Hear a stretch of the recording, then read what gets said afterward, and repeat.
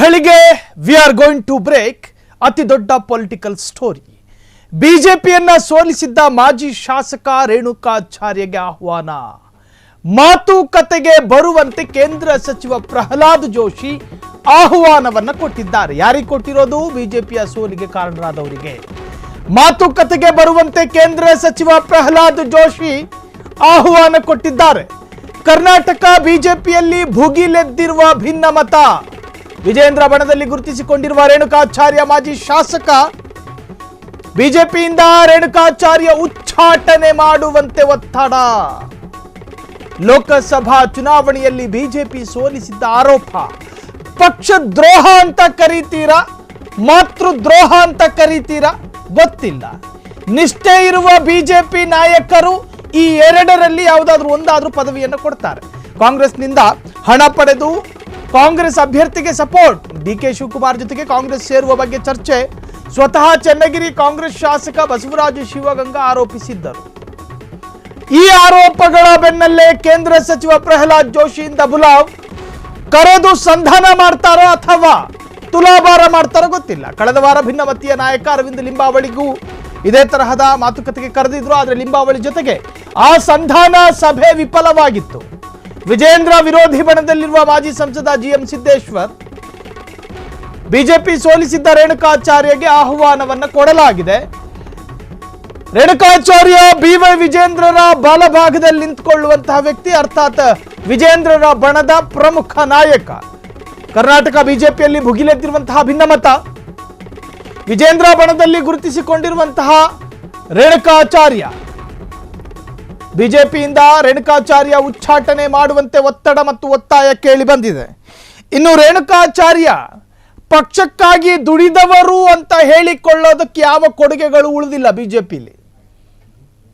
ಪಕ್ಷಕ್ಕಾಗಿ ಮಿಡಿಯುವ ಹೃದಯ ಅಂತ ಹೇಳಿಕೊಳ್ಳೋದಕ್ಕೂ ಕೂಡ ಸಾಧ್ಯವಿಲ್ಲ. ಕಾರಣ ಮಾಡಿರೋ ಕೆಲಸ ಅಷ್ಟೊಂದು ಘೋರವಾದದ್ದು. ನಾನು ಪಕ್ಷದ ಕಾರ್ಯಕರ್ತರ ಅಭಿಪ್ರಾಯಗಳನ್ನು ಯಥಾವತ್ತಾಗಿ ಹೇಳ್ತಾ ಇದ್ದೀನಿ. ಇದು ನನ್ನ ನಿರ್ಧರಿತ ಸಾಲುಗಳಲ್ವೇ ಅಲ್ಲ. ಪಕ್ಷಕ್ಕಾಗಿ ಕೊಡುಗೆ ಕೊಟ್ಟ ಜೀವ ಅಂತ ಹೇಳಿಕೊಳ್ಳೋದಕ್ಕೆ ರೇಣುಕಾಚಾರ್ಯರ ಯಾವ ಕೊಡುಗೆಗಳು ಕೂಡ ಬಿಜೆಪಿಯಲ್ಲಿ ಉಳಿದುಕೊಂಡಿಲ್ಲ. ಕಾಂಗ್ರೆಸ್ ಅಭ್ಯರ್ಥಿಯನ್ನ ಗೆಲ್ಲಿಸೋದಕ್ಕೆ ಕಾಂಗ್ರೆಸ್ ನಾಯಕರುಗಳಿಂದ ಹಣ ಪಡ್ಕೊಂಡು ಪಕ್ಷ ದ್ರೋಹ ಕೆಲಸ ಮಾಡಿದ್ದಾರೆ ಅನ್ನೋ ಆರೋಪ. ಆ ಆರೋಪದ ಬಗೆಗಿನ ಅಧ್ಯಯನ ಬಿಜೆಪಿಗರು ಮಾಡೇ ಇರ್ತಾರೆ. ಸುಮ್ಮನೆ ಯಾರೋ ಒಬ್ಬರು ಎಲಿಗೇಷನ್ ಮಾಡಿದ್ರು ಅನ್ನೋ ಕಾರಣಕ್ಕೋಸ್ಕರ ಒಬ್ಬರ ಮೇಲೆ ಕ್ರಮವನ್ನು ತೆಗೆದುಕೊಳ್ಳುವಂತಹ ಪದ್ಧತಿ ಬಿಜೆಪಿಯಲ್ಲಿಲ್ಲ. ಸುಮ್ಮನೆಯ ಆರೋಪವನ್ನು ಕೂಡ ಗಂಭೀರವಾಗಿ ಪರಿಗಣಿಸಿಕೊಂಡು ಅದರ ಆಳ ಅಗಲವನ್ನು ಪರಿಶೀಲಿಸುವಂತಹ ನಾಯಕರು ಬಿಜೆಪಿಯಲ್ಲಿ ಈಗಲೂ ಇದ್ದಾರೆ. ರೇಣುಕಾಚಾರ್ಯ ವಿಚಾರದಲ್ಲಿ ಅದೇ ಆಗಿರೋದು. ಕರ್ನಾಟಕ ಬಿಜೆಪಿ ಬಂಗಲೆಯಲ್ಲಿ ಭುಗಿಲೆದ್ದಿರುವಂತಹ ಭಿನ್ನಮತ. ವಿಜೇಂದ್ರ ಬಣದಲ್ಲಿ ಗುರುತಿಸಿಕೊಂಡಿರುವಂತಹ ರೇಣುಕಾಚಾರ್ಯ ಮೊನ್ನೆ ಹೈಕಮಾಂಡ್ನ ಒಂದಷ್ಟು ನಾಯಕರುಗಳ ಇನ್ಸ್ಟ್ರಕ್ಷನ್ ಆಧಾರದಲ್ಲಿ ಸಿದ್ದೇಶ್ವರ್ ಅಥವಾ ಲಿಂಬಾವಳಿಯನ್ನು ಕರೆಯಲಾಗಿತ್ತು ಸಂಧಾನ ಸಭೆಗೆ. ಆ ಸಭೆಯಲ್ಲಿ ಇನ್ನು ಅರವಿಂದ್, ಬಸನಗೌಡ ಪಾಟೀಲ್, ಯತ್ನಾಳ್ರ ಬಣದಲ್ಲಿ ಪ್ರಮುಖರು ಅಂತ ಕರೆಸಿಕೊಳ್ಳುವ ವ್ಯಕ್ತಿತ್ವ. ಆದರೆ ಸಂಧಾನ ಸಭೆ ವಿಫಲ ಆಗಿತ್ತು. ಮಾತು ಕೇಳೋ ಪರಿಸ್ಥಿತಿಯಲ್ಲಿ ಅರವಿಂದ್ ಇರಲಿಲ್ಲ. ಆದರೆ ರೇಣುಕಾಚಾರ್ಯ ವಿಚಾರದಲ್ಲಿ ಆ ತರಹದೊಂದು ನಿರ್ಧಾರ, ಸಂಧಾನದ ಅಭಿಪ್ರಾಯ ಇದೆಯಾ? ಇಲ್ಲ. ಎರಡು ಮಾತು ಹೇಳ್ಬಿಟ್ಟು ಕಳಿಸ್ಕೊಡೋಣ ಅನ್ನೋ ಅಭಿಪ್ರಾಯದಲ್ಲಿ ಬಿಜೆಪಿ ನಾಯಕರು ಇರೋದು. ಈಗಲೇ ಉಚ್ಚಾಟನೆ ಮಾಡಬಹುದು, ಆದರೆ ಮಾಡಿರೋ ದ್ರೋಹಕ್ಕೆ ಎರಡು ತಾಸು ಕ್ಲಾಸ್ ಕೊಡಬೇಕಲ್ಲ. ಹಾಗಾಗಿನೇ ಕರೆಸಿಕೊಳ್ತಾ ಇದ್ದಾರೆ ಅನ್ನೋ ರೀತಿಯ ಚರ್ಚೆಗಳು ಕೂಡ ಶುರುವಾಗಿದೆ. ಬಿಜೆಪಿಯಿಂದ ರೇಣುಕಾಚಾರ್ಯ ಉಚ್ಚಾಟನೆ ಮಾಡುವಂತೆ ಒತ್ತಾಯ, ಆಗ್ರಹಗಳು ಕೇಳಿಬರ್ತಾ ಇದೆ.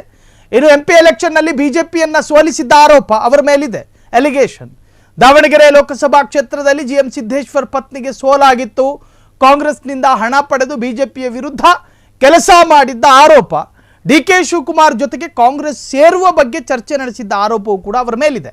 ಈ ತರಹದ ಗುರುತರ ಆರೋಪಗಳನ್ನು JDS ಸಹಿಸಬಹುದು, ಕಾಂಗ್ರೆಸ್ ಸಹಿಸಬಹುದು, ಆದರೆ ಬಿಜೆಪಿ ಯಾವ ಕಾರಣಕ್ಕೂ ಸಹಿಸೋದಿಲ್ಲ. ಹಣೆಯ ಮೇಲೆ ಉದ್ದನೆಯ ತಿಲಕ ಇಟ್ಟವರನ್ನೇ ಬಿಜೆಪಿ ಉಳಿಸಿಕೊಂಡಿಲ್ಲ. ಸದಾಕಾಲ ಹಿಂದುತ್ವದ ಜಪವನ್ನು ಜಪಿಸುವಂತಹ ಕ್ಯಾರೆಕ್ಟರ್ಗಳನ್ನೇ ಬಿಜೆಪಿ ಸಹಿಸಿಕೊಂಡಿಲ್ಲ. ಅಂಥದ್ರಲ್ಲಿ ಪಕ್ಷದ್ರೋಹ ಮಾಡಿದವ್ರನ್ನ ಸಹಿಸಿಕೊಳ್ಳುತ್ತಾ ಇಲ್ಲ. ಇವತ್ತು ಕರೆದಿರುವಂತಹ ಸಭೆ ಸಂಧಾನ ಸಭೆ ಅಂತೂ ಅಲ್ವೇ ಅಲ್ಲ. ಆ ಸಭೆ ಒಂದು ತರಹದ ರೇಣುಕಾಚಾರ್ಯರ ಅಸ್ತಿತ್ವಕ್ಕೆ ಕೊಳ್ಳಿ ಇಡೋ ಸಭೆಯಾಗಿಯೂ ಕೂಡ ಮಾರ್ಪಡಬಹುದು ಅನ್ನೋ ಚರ್ಚೆಯೂ ಕೂಡ ಈಗ ಶುರುವಾಗಿರುವಂತಹದ್ದು. ಕ್ಷಣ ಕ್ಷಣದ ಸುದ್ದಿಗಳಿಗಾಗಿ ಫ್ರೀಡಂ ಟಿವಿ ಸಬ್ಸ್ಕ್ರೈಬ್ ಮಾಡಿ, ಲೈಕ್ ಮಾಡಿ ಹಾಗೂ ಫಾಲೋ ಮಾಡಿ. ಹೊಸ ಸುದ್ದಿಗಳ ನೋಟಿಫಿಕೇಶನ್ಗಾಗಿ ಬೆಲ್ ಐಕಾನ್ ಮೇಲೆ ಕ್ಲಿಕ್ ಮಾಡಿ.